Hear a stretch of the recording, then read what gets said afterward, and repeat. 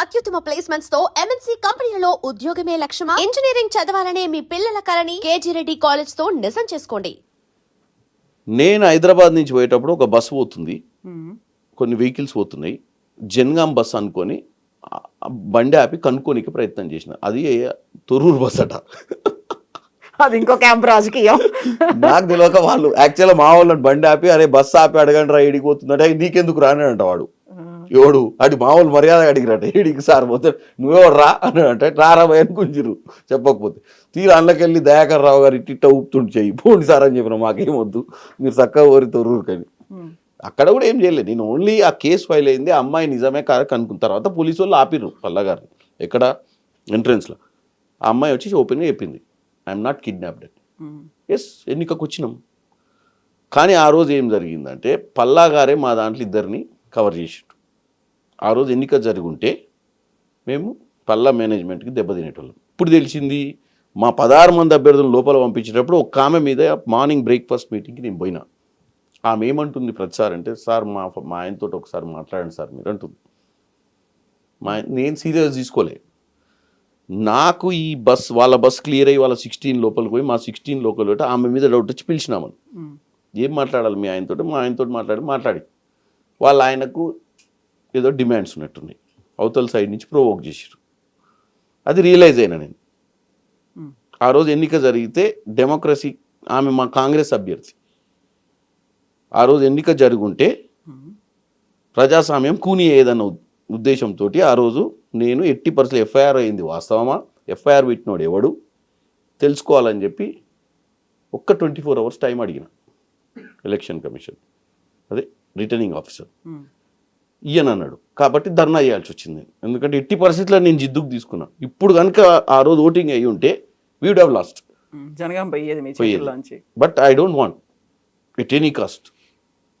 అందుకే నేను sir 24 hours ఇస్తే నష్టం ఏంది? మేము 16 మంది నేల మీద కూర్చున్నాం కదా, 16 మంది అక్కడ కూర్చురు, 16 మంది నేల మీద కూర్చున్నాం. మా 16 మందిని దృష్టిలో పెట్టుకోండి. 50% కింద ఉన్నాం. ఈ 50% ఏం అడుగుతున్నాం మేము? ఎన్నికను 24 hours ఆపండి. 24 hours ఏం జరుగుద్ది? ఏం జరగదుగా. ఏమైనా జరగవచ్చు కదా. ఎవరైనా ఏం జరిగింది? మా అభ్యర్థులను మేము బతలాడుకొని మా దాంట్లో మేము ఓటేయించుకున్నాము. ఏం జరిగింది? వాళ్ళ అభ్యర్థులను ఎవరిని ముట్టుకోలేము. కాకుండా ఇప్పుడు బీఆర్ఎస్ చెప్తుంది కూడా అదే కదా, ప్రజాస్వామ్యబద్ధంగా జరగలేదు, ప్రజాస్వామ్యాన్ని ప్రజాస్వామ్యాన్ని కాపాడడానికి ఒక పార్లమెంట్ సభ్యుడే నేల మీద కూర్చున్నప్పుడు నేనేమంటున్నా, నా 16 ఆ రోజే టాస్ అయ్యేది కదా, టాస్కే కదా నేను పోయింది. అంటే లక్కీ డిప్కే కదా పోయింది. అవును, ఆ లక్కీ డిప్ లో కూడా ఈ మధ్యన వీడియోలు బాగా కనిపిస్తున్నాయి. కాంగ్రెస్ వాళ్ళకి లావుగా చిట్టి పెట్టిండ్రు, బీఆర్ఎస్ వాళ్ళకి సన్న చిట్టీలు పెట్టిండ్రు కాదా. నేను పల్లరాయ స్టేడియం ఎంత ముదురో తెలుసు కదా మీకు. ఇద్దరం కలిసి మీరు ఒకసారి వీడియో ఇద్దరం కలిసి నిలబడ్డాం. ఒక్కొక్క స్లిప్ చూపించిన ఫోల్డ్ చేసిరు, ఒక్కొక్క స్లిప్ చూపించి ఫోల్డ్ చేసి బాక్స్లో వేసారు. ఇద్దరం కలిసి యాక్సెప్ట్ చేసినాకనే చిన్నగా ఉంది ఇది పెద్దది తీసుకురమ్మంటే పెద్దది కూడా తెప్పించినాం ఆయన అడిగితే. ఎందుకంటే అవి సరిగ్గా మిక్స్ కావాలి.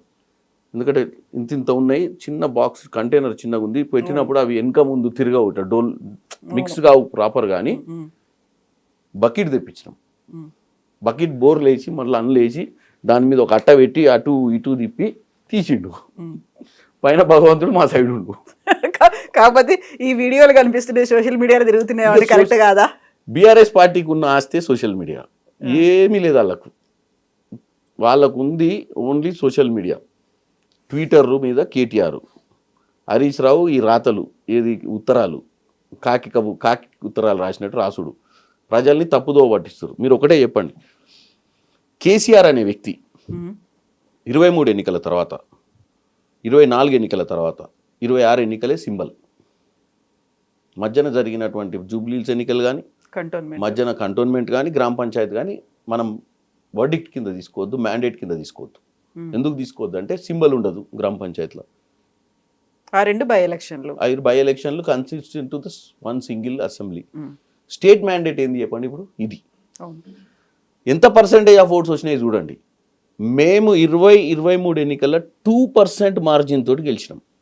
ఓన్లీ 2%. ఇప్పుడు 27% తోటి గెలిచినాం. మ్యాండేట్ పెరిగింది. కేసీఆర్ ఏమంటుండు? ఫామ్ హౌస్లో కూర్చొని ఓ రోజు బయటకు వచ్చి ఏమన్నాడు, తెలంగాణ ప్రజలు విపరీతంగా బాధపడుతురట. ఉమ్, ఎంత తప్పు చేసినాం బాపు కోటే కానీ అవును. అని నిన్న నేను సామెత చెప్పిన. కృష్ణశాస్త్రి ఒక కవి, కృష్ణశాస్త్రి ప్రజాకవి. అంటే కృష్ణశాస్త్రి సోకాల్డ్ ఈ హిమ్సెల్ఫ్ పోర్ట్రేడ్ యాజ్ ప్రజా సమస్యల మీద కవిని అని. ఉమ్, కానీ ఆయన కవి ప్రజా సమస్యల మీద, ఆయన సమస్యల మీద ప్రజల సమస్యలు అనుకొని అవే కవిత్వాన్ని రాసి ప్రజలు ఇట్లా ఫీల్ అవుతారు అని చెప్పినటువంటి వ్యక్తి కృష్ణశాస్త్రి. ఉమ్, కృష్ణశాస్త్రి సొంత సమస్యలను ప్రజా సమస్యలు అనుకోడు, ఈయన ఫీల్ అయ్యేదల్లా ప్రజలు ఫీల్ అవుతారు అనుకోడు. ఇంకో కవి ఉన్నాడు శ్రీశ్రీ, వాస్తవంగా ప్రజల్లో ఉన్న ఇబ్బందులను తీసుకొచ్చి కవిత్వం రాసి చైతన్యవంతుల్ని చేసిండు.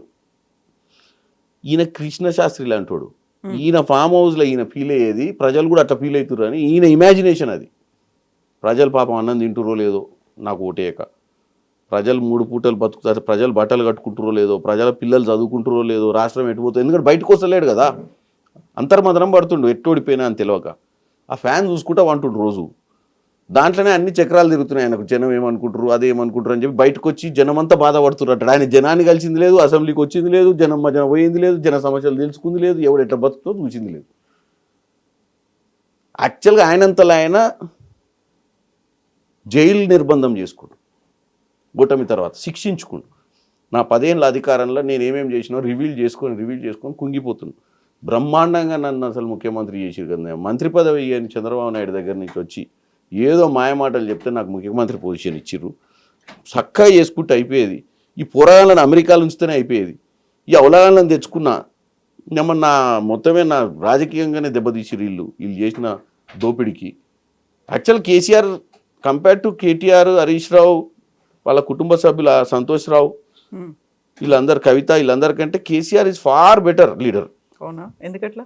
అంటే కరప్షన్ అంత ఎత్తున చేయాలనుకోరు, రాజకీయాల కోసం కరప్షన్ చేయాలనుకుంటారు కానీ వీళ్ళు మొత్తం దాచుకుందామన్న ఆలోచనలు వీళ్ళు. మీరు ఒక్కటే గుర్తుపెట్టుకోండి, చంద్రబాబు నాయుడు మన జనరేషన్ల లీడర్, చంద్రబాబు నాయుడు, వైఎస్ రాజశేఖర్ రెడ్డి, కేసీఆర్, అంతకుముందు ఉన్న లీడర్లకైతే అసలే లేదు. ఎన్టీ రామారావు, నేదురుమల్లి జనార్దన్ రెడ్డి, కోట్ల విజయభాస్కర్ రెడ్డి, అసలు వాళ్ళే తలుచుకుంటే ఈ భూములు ఏముందండి, ఈ కోకాపేట ఏంది, ఈ హైటెక్ సిటీ ఏంది, మొత్తం ఆర్డీఓలను ఎంఆర్ఓలను పిలిచి మొత్తం రాయించుకుందరు కదా, రే గేట్లు కట్టుర్రా పోయాను. అప్పుడు ఆ రోజుల్లో ఏముండే, ఎవరికి చదవచ్చు, ఎవరికి తెలుసు రెవెన్యూ అంటే.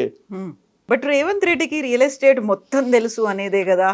రేవంత్ రెడ్డి అనే వ్యక్తి రియల్ ఎస్టేట్ మొత్తం ఎందుకు తెలుసు అంటే, రేవంత్ రెడ్డి అనే వ్యక్తికి ఫ్యామిలీ బ్యాక్గ్రౌండ్ ఏం లేదు. ఆయన చేసుకున్న చిన్న సన్నగా హైదరాబాద్ వచ్చి, వనపర్తి నుంచి హైదరాబాద్ వచ్చి చిన్న స్థాయిగా జూబ్లీస్లో ఒక మెంబర్ అయ్యి చిన్న స్థాయి నుంచి వచ్చినప్పుడు ఏం వ్యాపారం చేస్తారు, రియల్ ఎస్టేట్ వ్యాపారమే చేసిండు ఆయన. రేవంత్ రెడ్డికి ఉన్న అడ్వాంటేజ్ ఏంటంటే ప్రపంచంలో అన్ని వెరైటీస్ చూసి వచ్చిండు.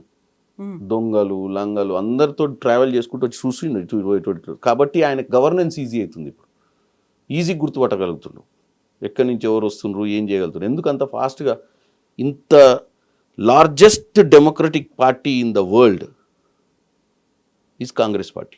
543 స్థానాలల్లో పోస్ట్ ఇండిపెండెన్స్లో ఫైట్ చేసేటువంటి పార్టీ కాంగ్రెస్ పార్టీలా 2017లో వచ్చిన తర్వాత 2023 కల్లా ముఖ్యమంత్రి కాగలిగిందంటే ఫోకస్డ్ కదా. ఈ understands politics far better than any other leader.